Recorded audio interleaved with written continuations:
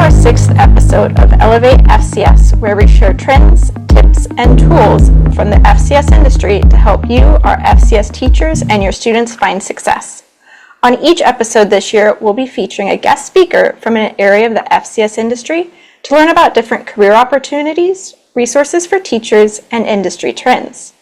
In today's episode, we are joined by the dynamic owners of Candlestick Ravine Salsas, Claudia and James. Founded in Orange County in 2023, their mission is to spread the joy of salsa to salsa enthusiasts far and wide. Today we're excited to talk all things salsa, starting a small business, creating a product line, and marketing. So welcome Claudia and James. Thank you so much for being here with us. And if you want to start out of just sharing a little bit about your professional background and what your roles are in your business today. So my name is Claudia Alvarez-Roddy. Actually, it's funny to hear you talk about teachers. I was a teacher. I taught high school for about 11 years. And in 2022, I was discerning about whether or not this was something I wanted to keep doing. And I eventually came to the conclusion that I was done with that profession. I had gotten a master's degree in counseling, and I was trying to see if I could, earn my license in being a therapist. I even got my PhD in psychology. But in the meantime, none of those ideas were coming to life or to fruition, So I decided to enter into his world of editing and post-production and was hired to basically be like a program manager, which for me, it just kind of aligned perfectly. Did that for about 6 months, and unfortunately, the company went under. That's when we were both out of luck because we were both working for the same company, and it was just like an abrupt end, something that I actually was enjoying because I definitely love anything that has to do with administrative work, just the way my brain processes things. So yeah, that was my career in a nutshell.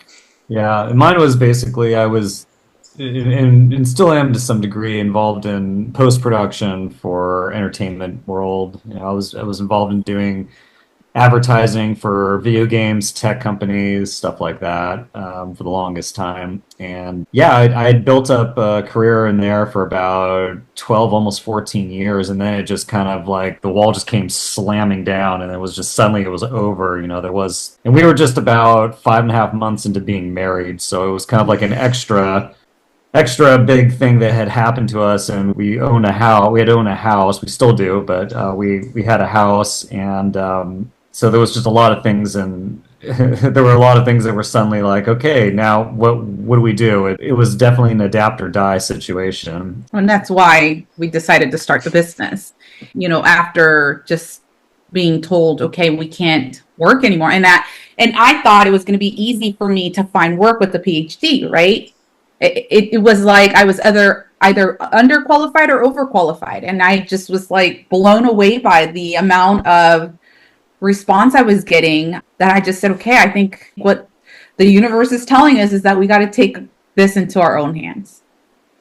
So with taking it into your own hands, what was it really that inspiration of let's start a salsa business? Where did your passion for salsa come from? And what was that turning point of we're ready to start a business?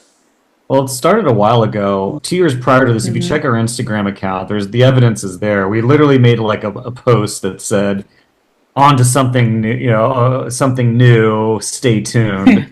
And it was kind of like a to be continued thing. And what that was we had talked about like maybe we should like on the side do like a salsa business, because she had noticed that one of my passions was cooking on the side, and the reason I had that passion was that I was all day in front of a computer and I got into technical burnout. And so cooking was kind of like okay, I'm not staring at a phone. I'm not staring at a computer screen. I am actually in the present, and I'm watching something happen and get made.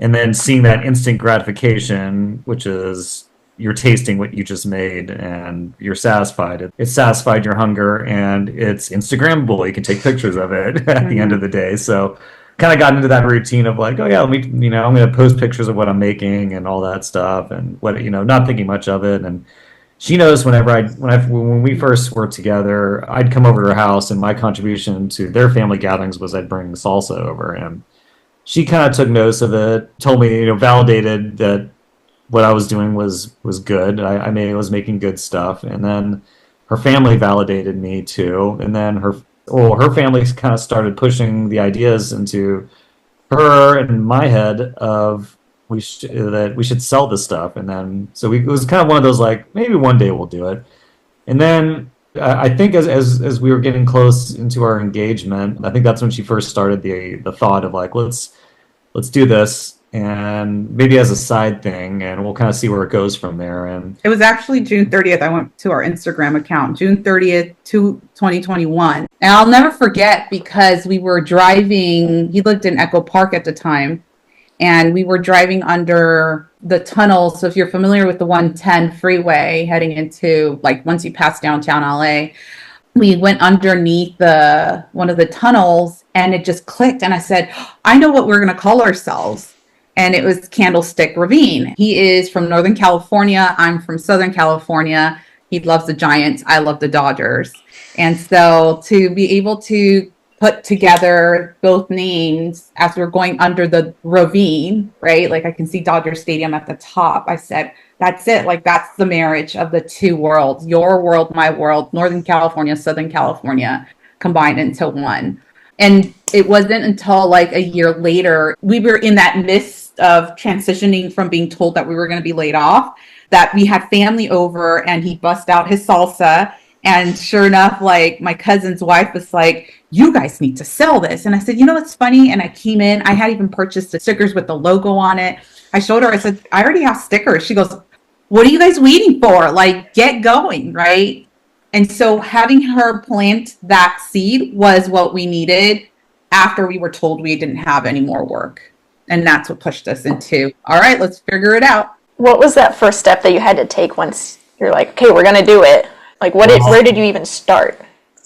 I'll say she started the ship because I was in a cauldron of misery and just kind of frozen because I felt like I had the rug pulled underneath me, whereas she was the complete opposite. She, like, as the rug's being pulled, she's like, oh no. It's like she jumped up onto the table and just was like, nope, I got my balance and here's what we're going to do. And she took the lead. Yeah, so the first step, again, coming from the education world, I taught at a private school, so we had a lot of fundraising endeavors. And even though I was teaching, still not dragged into learning about fundraising, I think I naturally was just, I wanted to know, right? And so the first thing that came to mind, I said, you know what, let me create a Google form and send it out to all our friends and just ask for donations. Let's see what they'll say. Let's create, hot ones and mild ones and in between. First, just to think about what kind of salsas we had, we only had 4 really to deliver. 2 that were fresh, and that means like they weren't roasted. Everything was fresh ingredients, and then the roasted ones.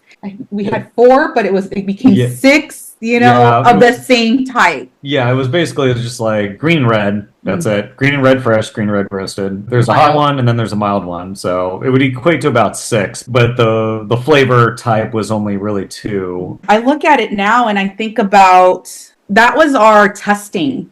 And so when we threw it out to all of our friends, I mean, we had orders from I had a map where I calculated, okay, where do we go first? And it literally starts here in Long Beach. And then we went all the way around, even into the valley, into other counties, and then circling back down Simi back Valley. home. I mean, even beyond Simi Valley too. We were going out. And the big thing we should take away too there is that the question popped up of what should we charge for this, for getting started? Mm-hmm. And she had heard advice saying, tell everybody, pay what you want. From my fundraising experience, one of the big things that we did that we had a better success was just asking for donations. And it was at a car wash.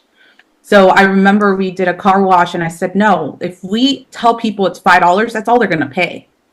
So I said, if we open it to it's donation based, and if they pay $5, that's fine.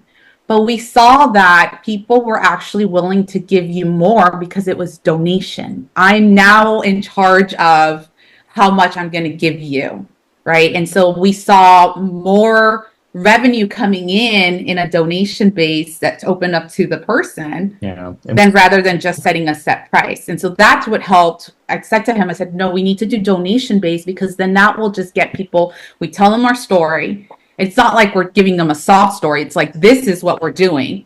We're taking all donations, but in return, you're going to get a product from us, and we would love your feedback. Yep.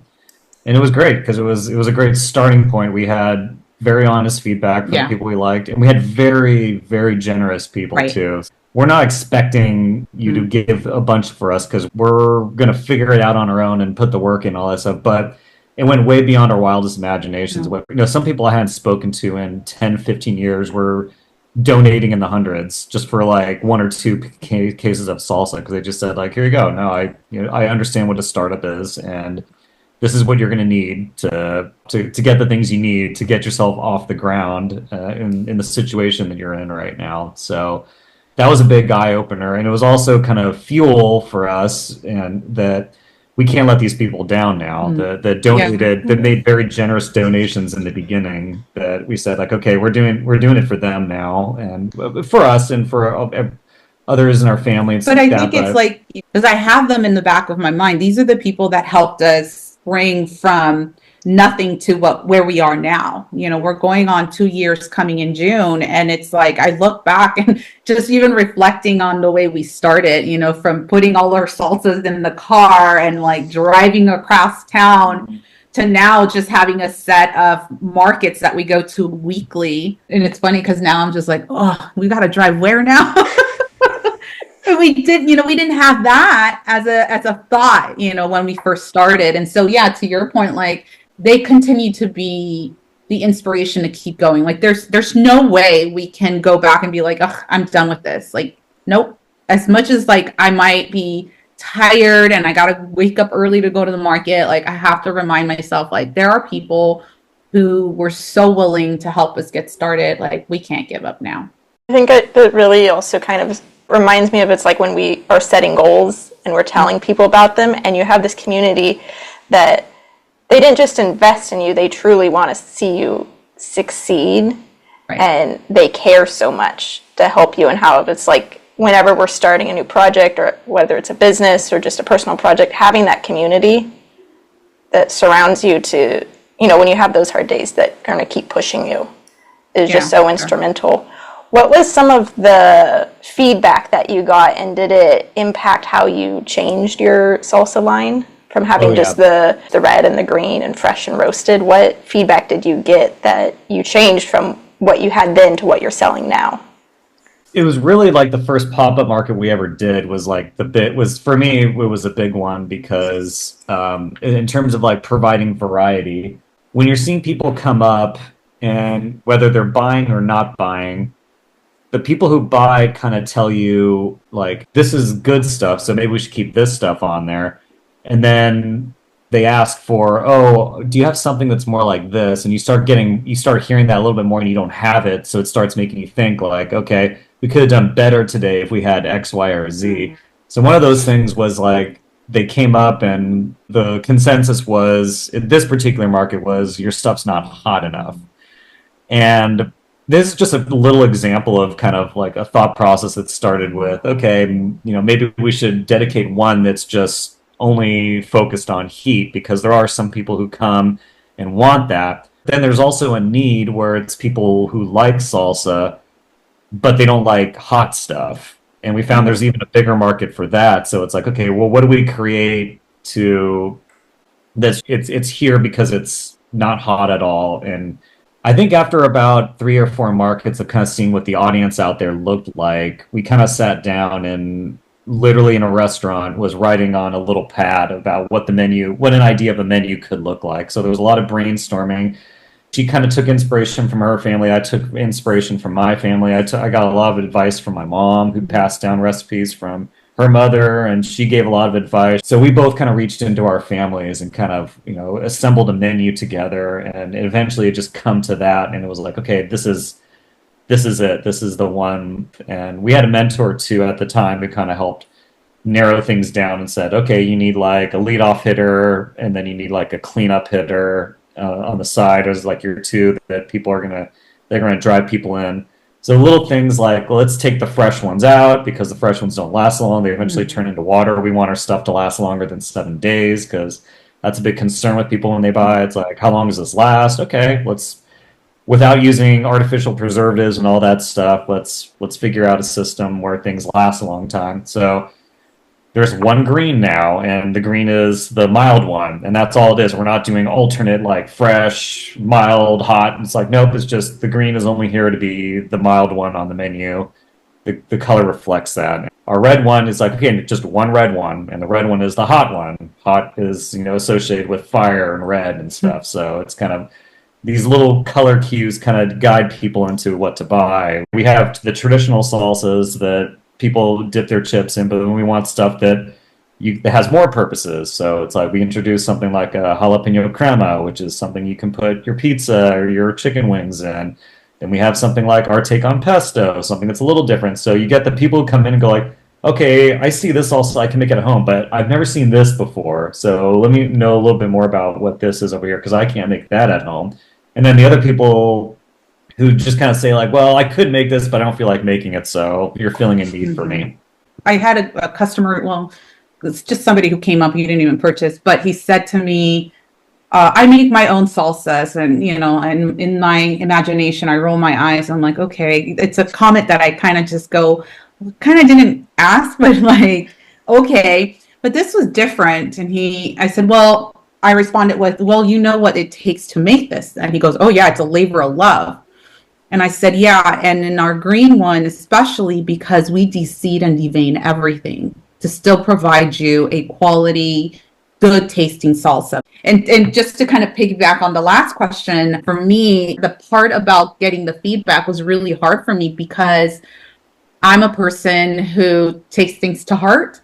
And so when people were giving us feedback, I was like, I was getting in my head of like, oh, we're not doing this good, or people aren't appreciating what we're doing. I had to learn to let ego go. He helped me let ego go and not take constructive criticism so personally. Because I felt like I was being attacked. Like, I just made this for you and you're saying it's not good. But he was like, no, that's actually good feedback. I need this feedback. He's the one who really created the recipes. He's like, I need this so that I can start learning how to tweak the recipe even more, so that way we can have something that's better. And that's where I just said, okay, I'm putting my defense guard down. As a nurturer, I was just saying, no, like, they can't attack you. You're the creator. And once I let that go and allowed that feedback to be good for me, I just said, okay, they're onto something. And that's what's helped us develop our lineup that he just described. I think what you're saying, of kind of summarizing it, is like feedback is a gift. Oh yeah, 100%. And so many of us, I do think, can struggle with like getting feedback. When it's a gift, they're just wanting you to continue to get better. So right. Yeah. In your business, you can make money and sell more salsa instead of being like, why is nobody buying this? And it's like, right. They don't like it, but they're too afraid to tell me. Exactly. Right. But yeah, but with the salsas, it's interesting. It's kind of gotten to a point now where it's not so much criticism. It's just, I look at the tubs that are in our commercial kitchen, and I see how many of these were sold today, and how many are we like having to constantly go back in there and make.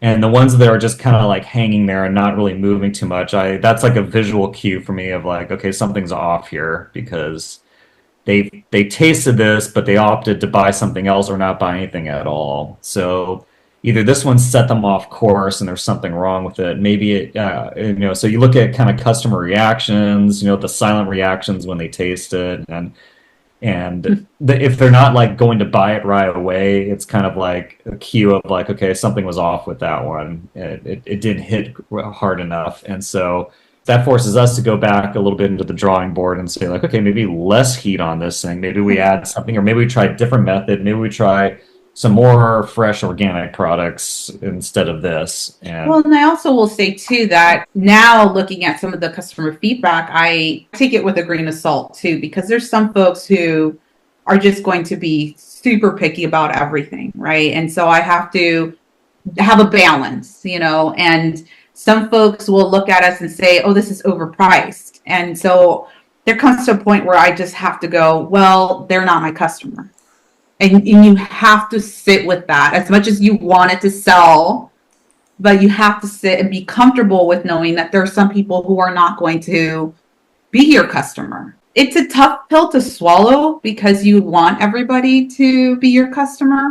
But when you're starting off, like, there's only a certain amount that you can lower yourself, because you got to think about kitchen fees and, you know, your time and the product. And with inflation, like, there's just so many layers of fees. And on top of that, like, many people pay with credit card. And when you look at those transaction fees, like Square just sent us a thing that said, starting next year, we're raising more of your transaction fee. That's a toll on us. So, like, yeah, you pay a certain amount, but a percentage is going to get taken out. So I'm not getting fully paid, and I'm not charging you that fee either. There's some folks that I just kind of go, when my therapist has taught me rejection equals protection. And so if I get rejected now because they didn't like it, or they think it was too much, or whatever their, take might be, I just kind of go, thank you for trying, have a great day. And then I go, I'm being protected from something. I think it's so good to realize who is our target audience, because it's not everybody. And if everybody was your target audience, imagine how much you'd be working of making salsa, because you'd be making it for we would be county. Right, because we would be having so many employees by this point, but we're going to get there. It's just not right now. That's not part of our journey right now. Mm-hmm. You mentioned a bit of how you're sourcing your ingredients and the making of it, since you guys don't have a typical like brick and mortar storefront. So what does that look like? As I think it's a great opportunity for teachers and students to hear about how you're able to still make and sell a product without having the full storefront. So can you walk us through how you go from getting ingredients to here's a salsa I can buy at a farmer's market near me? The first step is looking into shared commercial kitchen.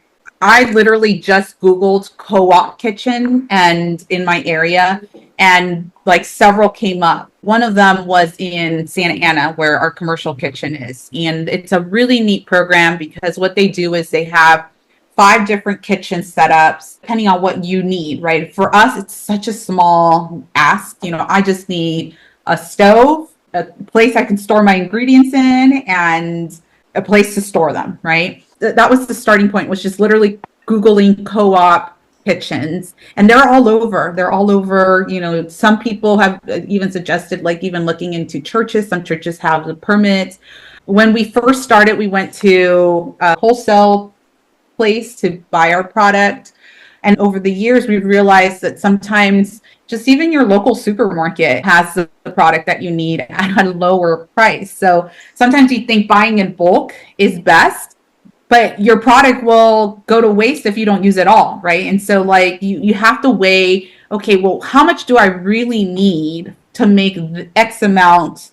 In our case, how many containers are we making this week to sell? So how many batches are we going to make? And then we look at what's the pounds for each of the ingredients when we look at perishables, right?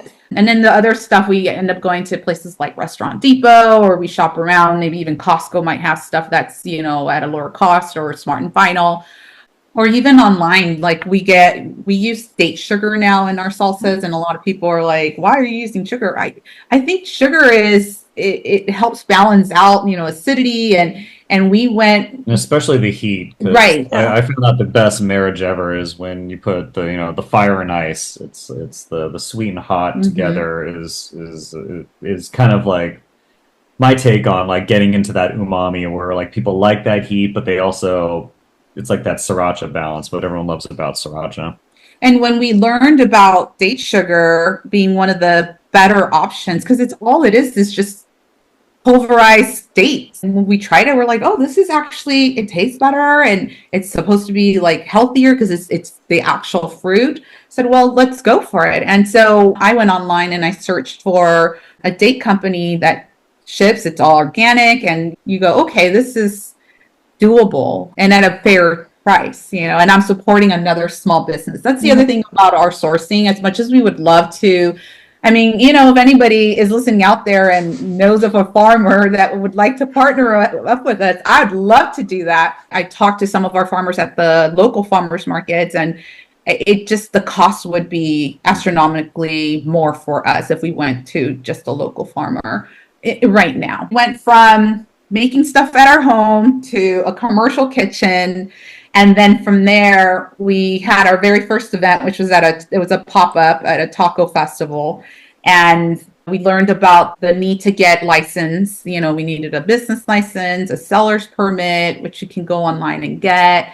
The business license, you go through the city that you're in. Some places, for our commercial kitchen, we need one in the city of Santa Ana, since that's where we make our products. Some places don't require a business license. So you have to just kind of check what are the requirements when you're setting up shop at a pop-up event or a farmer's market. We definitely follow through with a lot of pop-up events. They can be pricey though, but some of those pop-up events, they're not asking for a health permit. So you just you go with where you can. And for us, that was our entry to selling. And then eventually we just landed in a farmer's market, and that was like our gateway through the farmer's market world. And I researched all the ones in Orange County and in Long Beach, and just emailed, right? And got the response from our Thursday market. And then the one where we were going on Tuesdays is the same organization that had on Saturdays and Sundays. And like I said, it was our gateway. And so we moved away from pop-up events. We just stayed with markets. How much product do you generally bring to a market each time you go? Question. That's something we always are like, how much should we bring? It depends on the market. It depends on the season too, and just depends on where people are in the world. Depends on the time of the month. Yeah. Because this week is the last week of the month, right? Yeah. We're not going to get a lot of shoppers. And people start tightening up a little bit, but we're on year 2, and so every year is different. Like the sales we saw in January and February were typically slow last year, as most people said, and then this year it was the complete opposite. So it's kind of like you kind of just don't know where people are going to be and what moods. Well, the weather too, because last year we were rained out all of January and February. The other thing too is we only had 2 markets last year around this time. It wasn't until March that we added a 3rd market. So factors are rain, time of the month, where we are, time of the year too. Spring, time of the year, yeah. Spring or holidays kind of brings people out there and stuff. And then weather's a big one. Like summer, we thought summer would be a big one, and it was like the complete opposite. It gets so hot, no one wants to be outside, and it becomes like winter numbers again. So to answer your question, I think, we generally go anywhere from 30 to, I think the most we've ever taken at a farmer's market is maybe about 45 to 50 containers. And that's when I know, like, our Saturday market does really well. I normally sell out at least of 2 or 3 products at that market. Carrying, I've been packing more of specific ones. So like as of late, our fire roasted green has been a really popular one at the Saturday market. So we would definitely like to pack in more of the things that we know. So if I know I'm going to go to like a Saturday market, now I've been packing anywhere between the 12 to 14 containers of that specific one. And then maybe less of the other ones. Well, there's a lot more factors than I really thought. Like every week is almost what are the conditions of this specific week, since you have time of the month, weather, the seasons, time of the year, how the economy.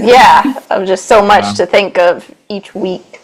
How have you focused on marketing your business and your product, both like at the markets and then online and other ways in your community? As of right now, when it comes to marketing, we've just been focusing on our Instagram posts. We just upgraded our website, so it has a fresh new look. In our Square device, we're able to add folks who want to be part of our loyalty program. So after so many visits, they get money off after their next purchase. So just to try to get more folks to come back to us. And that in itself is something that we're trying to work on. It's actually a goal this year, after speaking to our accountant, of, what areas should we focus? And she goes, I think once you've saved up enough money, like start looking at investing in your advertising. a lot of people do business cards, and I notice that business cards just get easily lost or tossed. Mhm. So we provide these 5x7 postcards. And basically on the front, it has our information, our phone number, our Instagram, and on the back, it has the markets you can find us in. So I've been, as of lately, telling people like, oh, go ahead and post this on your refrigerator so you can remember where you got that great salsa. Or I'm also trying to shift into, hey, do you have an office that you go to? Do you mind sharing this in your office? So like getting them to bring people in is something that we're working on, and that's free. I mean, the postcard's not, but me asking them, hey, can you put this? It's like a referral program, right? Mm-hmm. But now it's a physical thing. Like I'm now taking this to my office and putting it on a bulletin board. Yeah, because the whole Instagram, as we all know, is it's a job in itself. It's almost like you do have to hire somebody that's just going to be focused on that. Good thing about my background and the jobs that I do is that a lot of, this was what I did was I worked in advertising. I was editing. I was pushing out, tech and video game titles and things of that nature. But I wanted to go back to a big important thing I've learned about this, and is putting effort into your logo is huge. Lucky for her at the beginning, she was very good about like, we just need something out now. We came across somebody that gave us a fair price and wanted to help us. He came up to our market and just kind of said, I can help you with the logo and putting your banner together.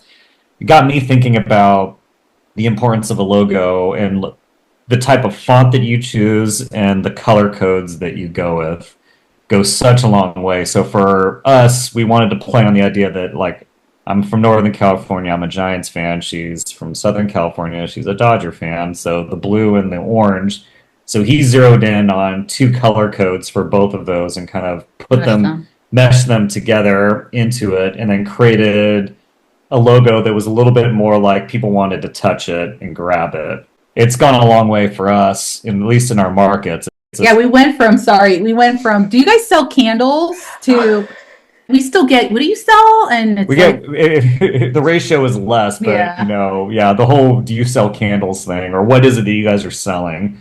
Oh, you can sell salsa, not candles. And I'm like, yeah, come on over, So yeah, I think you're absolutely right. The logo is so huge. And also being open to letting somebody take over that, like I'm not a graphic designer. Neither am I. And so I just created whatever was on. I thought in my head, putting a semi San Francisco bridge and then like that tunnel would be like the perfect match. But he made us look at from a different perspective of, yes, it's a great idea. However, what are you selling? Yeah. If you can't sell that in your logo, then no one's going to come to you. And so now it literally says Candlestick Ravine Salsa with a picture of salsa and tomatoes and stuff like that.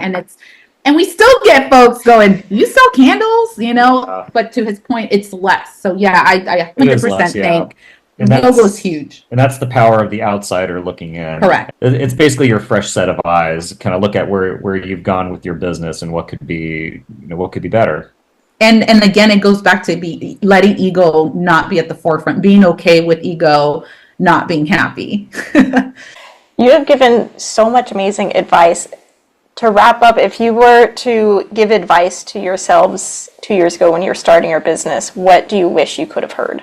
I probably would say get that outsider looking in sooner than later is a big one. Let yourself ruin in your business idea for about a month or so, and then start bringing an outsider to kind of take a look at what you're doing and redirect you and flip it over its head a little bit, and then push you out into the wilderness of people that being an entrepreneur, which is like you're going to see a lot of rejection, and then you're going to find a lot of allies, that people are who believe in what you're doing, and you have to understand that it's probably going to be 2 to 3 years before you start to see fruits of your labor.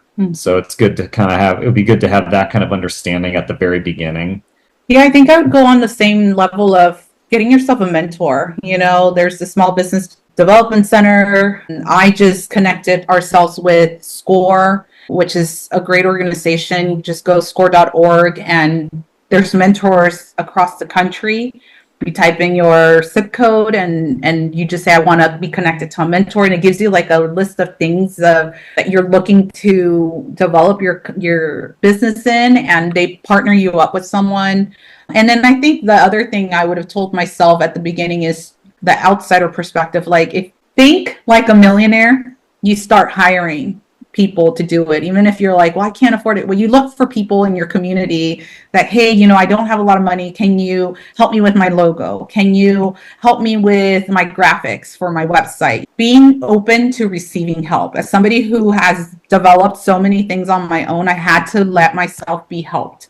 So definitely, if you can get that from the beginning, get yourself the graphic designer, the web designer, and don't go big. Like, that's the thing. Like, start small. Even if it's just a little simple Google site, doesn't matter. At least you're now live, right? You don't need to go big on it, or elaborate, I should say. Just go with the simple. And then from there, you're going to be growing into a place where you can now hire a full-time web designer who's going to make it look great.